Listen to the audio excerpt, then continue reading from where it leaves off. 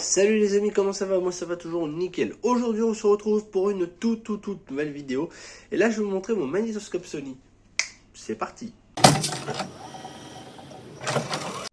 Donc voilà ce magnétoscope Sony. Alors oui, vous allez dire, oui mais celui-là il est déjà présenté, c'est un Sony SLV SE820. Et ben non, parce que ce modèle là, alors il lui ressemble étrangement, mais il s'agit d'un SLV SE840. Donc un petit peu au-dessus.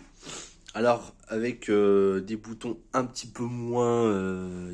il n'a pas le truc digital comme il avait sur le 820. Donc c'est le 840. Donc voilà, il a la petite trappe qui se situe ici. Hop. C'est assez pratique ça, comme ça c'est sûr que la poussière elle n'y est pas dessus. Donc PDC avec le bouton enregistrement en show news comme tous les autres magnétoscopes. SmartLink qui se trouve ici là. Je ne sais pas ce que c'est. À mon avis, ça doit être le modèle là.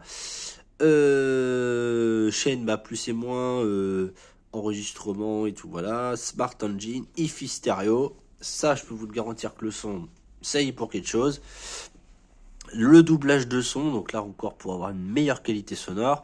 Le programme, voilà justement, où c'est marqué appuyer, tourner, comme les magnétoscopes qu'on enregistrait sur la télé, parce que maintenant on peut plus le faire, ce qui est évident. Donc le bouton enregistrement là, le bouton eject. Alors il est fourni avec cette télécommande évidemment, que je vais vous montrer à l'instant. Donc là, au cas où si vous n'avez pas la télécommande, c'est simple. Donc play, on appuie là, on avance là, on recule là, stop, pause, voilà, etc. Le bouton programmeur et le SmartLink encore une fois avec sa télécommande. Alors ce qui est étonnant et ce qui est marrant surtout, c'est que la télécommande là, elle marche très bien pour le SLV SE 840 et pour le SLV SE 820. En fin de compte, c'est la même, exactement la même. Mais ce qui est étonnant, c'est que par contre, sur la télécommande, vous voyez, c'est marqué RMT V407BR. Voilà, donc c'est, par contre, voilà, c'est pas mal. Ça aurait pu être marqué télécommande SLV SE 840, mais non, là c'est voilà, avec la minuterie, le menu, les chaînes et tout machin, l'affichage et tout, nanana. Je crois que j'avais pas mis de pile, je crois. Je vais regarder ça. Non, j'avais pas mis de pile sur celle-là.